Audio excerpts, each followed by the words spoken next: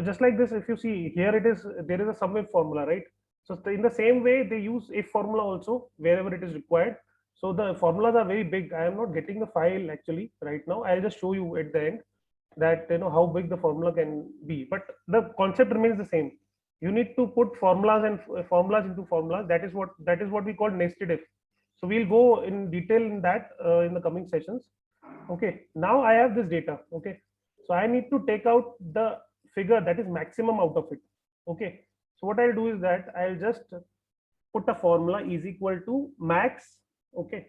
So just like I'll put formula max. Okay, max, and then double click it. Then I need to put the range. I put the range. Out of this, I need to find the maximum. Okay, and enter. So what it says that out of this, the maximum amount is 20,000. Okay, so the output is coming exactly what it is required. Okay. Now suppose in this case I want to highlight the minimum. So again the same concept. I'll just put min column, then range D3 to D8, right? So then it gives me an answer of 4,500, which is correct, right? So now see, max and min we have used, that is maximum and minimum. What is the need for this large and small? So large and small will be needed when you want second highest, second lowest. Then in those cases you want to use, because in max and minimum you cannot have second lowest, second highest. So suppose if you are into a sales meeting, okay, and then you need to show that what is the lowest and what is the highest and what is the second lowest and what is the second highest. So these also things happen. 1 2 3 number also happens. Okay, so in that number crunching you need to actually put a formula large for second large amount and puts 2. So if you see the first large amount is 20,000, second large amount is 16,000. Suppose I put 3 here, then it will give me 14,000 because the third largest amount is 14,000. Understood? So this is how we can take out what is first largest, second largest, third largest. This can this can you can avoid using minimum and maximum also, right? So instead of that you can use this. So simply just put 1. So you'll get the same answer which maximum and minimum give. But there is one benefit with large and this large and small is that we can have first largest, second largest, third largest. Suppose third smallest, I just put fourth smallest, so it is again 14,000. So if you see, this is the smallest, this is first, this is second, and this is third. Okay, so far everybody is clear. Are we on the same page? We are just discussing what we had discussed earlier, right? So thumbs up please.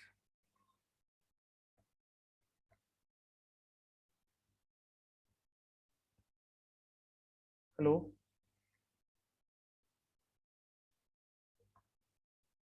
Okay.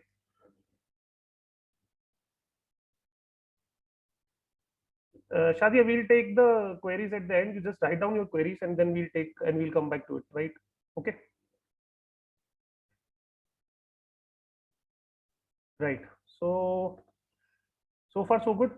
Now count if. So again, it is related to if and count. So it has we need to understand that it is only counting the figures. It is not actually summing it up, right? So count if.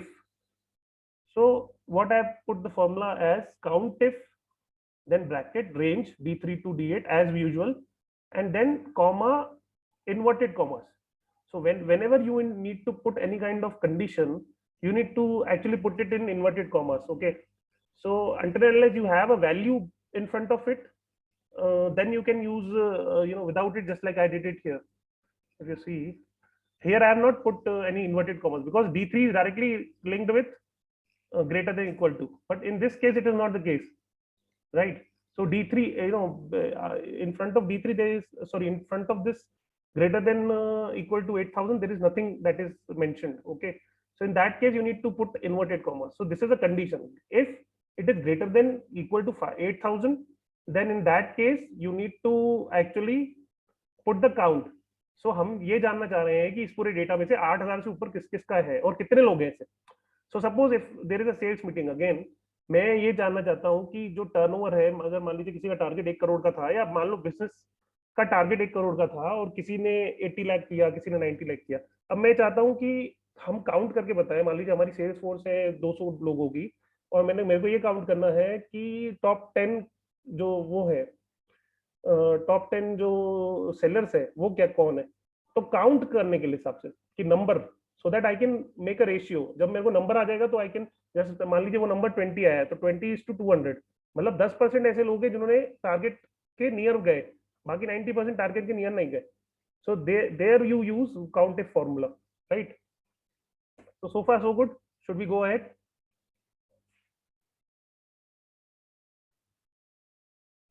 Should we go ahead? Okay, great. So now comes sum if. Again, very important formula, a bit complicated because in one instance it becomes a difficult formula to do, but it is very easy and it is very effective. It is actually used in if you don't have VLOOKUP as an option, because in VLOOKUP you need to have the that identical units at the left. So if it is in the right, then you cannot have VLOOKUP. So in that cases we use SUMIF, right? So in SUMIF, what I am trying to do is that you just try to understand. This is a very, very important formula. If you understand it, it can make your life quite easy. So suppose I have put SUMIF, right, plus SUMIF, bracket F3 to F8. That means this F3 to F8. So I am not selecting this as I was doing it in previous formulas. I am selecting this. This is what? This is condition. This is condition data. So if particular condition will get fulfilled, then only sum. This is what this formula says. But in this formula, we don't have amount first. We have the criteria first. See here what it is written, range. So we are putting the range of the requirement. So this is the requirement range, and then comma what we want. We want east. That is E. We want out of this data that region should be east, and the amount should be sum of east. So in general terms, what we'll do is that we'll just we'll just go here, put a filter, and again I'll just go into east and then total it and try to note the amount, right? This is not how we do in Excel. So it is all formula based. Okay. So here what I'll do is that I'll just put sum if, okay, then bracket open, then range. Range is F, the criteria range. Which criteria do I want? Okay. So on the basis of that only my formula will actually come up. So here, the range is a bit, okay. So I'll just take till 7. Okay. Now this is the formula that makes. So this is F column, then E. E is my condition that F column should have E. If it doesn't have E, then there should be no amount. Okay. So that we will also see.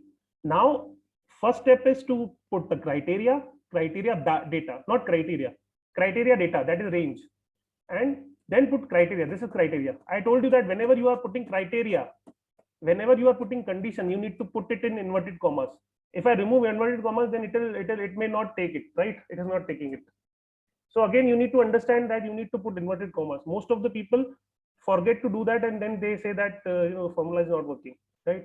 So you need to put it in inverted commas, and then D3 to D9. That is the amount that we want.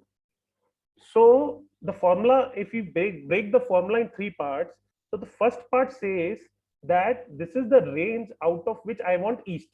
So F3 to F9 is the range out of which I want what? E. Okay. So what I've done is that I have just put the range, then I have put E, and then D3 to D9. That is this sum. So what it is actually doing is that it is actually giving me the sum of east. So suppose in the main data, if I do some changes in main data, suppose I just put it n. So see, closely see the amount at the bottom will change. See, and again you put n. See, again you put n, then it will become 0. Okay, understood. So why we put formula? There is a reason behind it. Suppose this is only 7 line items. If you have 7,000 line items, in that case you cannot go one by one. You need to understand the power of formula then. So if the formulas are put, so what you need to do is that, suppose in first line I have wrongly put n, I had to put e. So if I do everything manually, then at every place I need to actually change it again and again. So what I'll do is that I'll just simply do it e, and the amount will get increased. So this is how we make the formula sheets. And Summis is a very important tool. Mark my words, it is going to save your life when it comes to workplace. So you need to actually put yourself into this formula so that you can get a lot of output and insights of a data, right? So far so good. Everybody is clear onto it, right? Shall we move ahead? If you have doubts, you can write it down. No issues. We'll take it in this session only. Okay. So no thumbs are coming.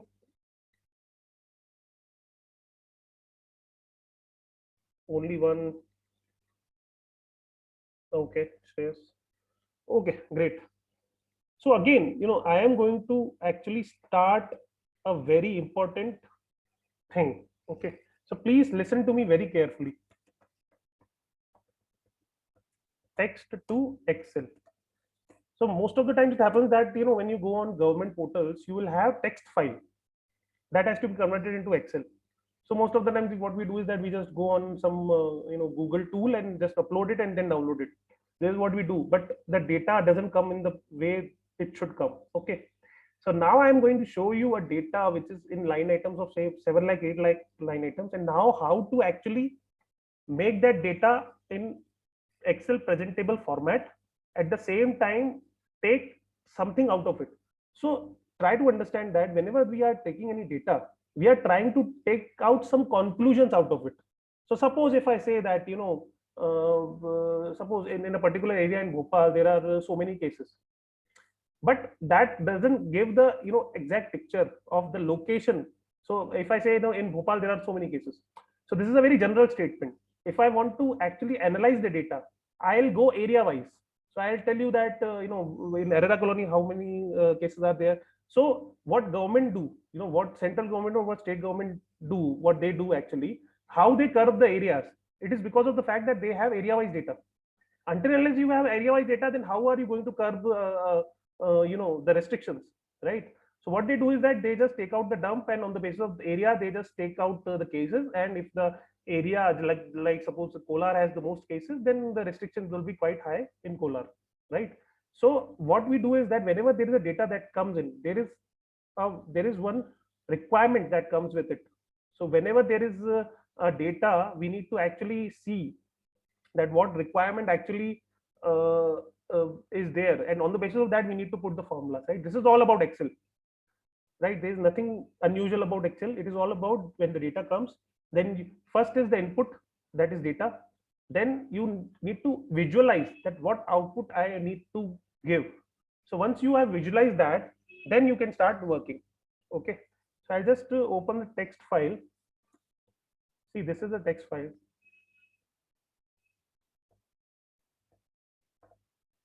See, this is typical text file that comes from various softwares. Okay.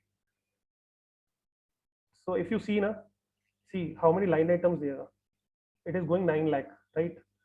So in this sheet, see there are multiple breakouts also in between. So compiling it to filter the data or to make pivot, it becomes really difficult, right? So now I am going to tell you how to do it in the best possible manner, and everybody can do it. The only thing is that it takes people a very long time because they don't know the process. So I'll suggest if you have a regular work like this, then please start writing the steps that I am doing, so that you can it can help you to do it whenever you are doing it in practical environment. Okay. And trust me, it is not that difficult. So it is all about how you manage the volume of data. Okay. So suppose if this data has to be copied, so I'll just put the range, or I'll just put Control A. So the whole data is copied, not copied. Whole data has been highlighted. Now what I'll do is that I'll just copy this data. I'll just copy Control C.